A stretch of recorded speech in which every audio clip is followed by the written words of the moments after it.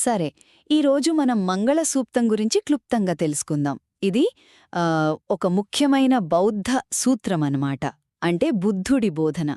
ఇందులో ఏంటంటే దేవతలకు అంటే స్వర్గంలో ఉండేవాళ్లకి, ఇంకా మనుషులకు కూడా అసలు నిజమైన శుభం అంటే మంగళం అంటే ఏంటి అని తెలుసుకోవాలని భలే కుతూహలంగా ఉండేది. ఎందుకంటే వాళ్లకు తెలుసు, ఈ ప్రాపంచిక సుఖాలు, ఈ కామలోక ఆనందం ఎప్పుడూ నిలవదని. అందుకే మరి శాశ్వతమైన ఆనందం ఎలాగబ్బా అని ఒక దేవత వెళ్లి బుద్ధుణ్ణి అడిగాడన్మాట. మరి బుద్ధుడేం చెప్పాడు? మొదటిది చూడండి, కేవలం ఇంద్రియ సుఖాల వెంట పడితే ఎప్పటికీ శాశ్వతమైన ఆనందం దొరకదు. ఎందుకంటే మన కోరికలు, మన ఇంద్రియాలు, మనం చూసే వస్తువులు ఇవన్నీ ఎప్పుడూ మారుతూనే ఉంటాయి కదా. దీన్నే అనిత్యమంటారు. అందుకే వాటినుంచొచ్చే సుఖం కూడా స్థిరంగా ఉండదు.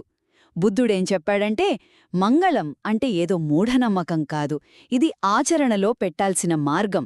మన రోజువారీ జీవితం నుంచే మొదలుపెట్టి మెల్లమెల్లగా అంతిమ శాంతి అంటే నిర్వాణం వైపు నడిపించేవే అసలైన శుభాలు.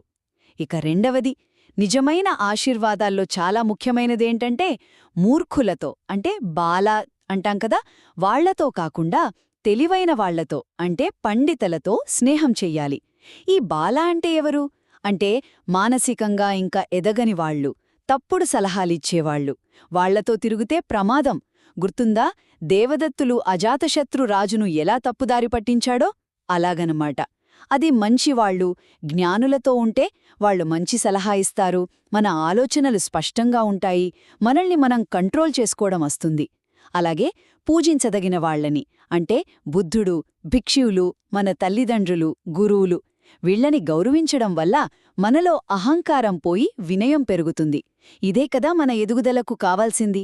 ఒక్క మాటలో చెప్పాలంటే అసలైన మేలు కలగాలంటే మంచివాళ్లతో ఉండాలి, తాత్కాలిక సుఖాల వెంట పడకుండా శాశ్వతమైన ఉన్నతి వైపు వెళ్లాలన్నమాట.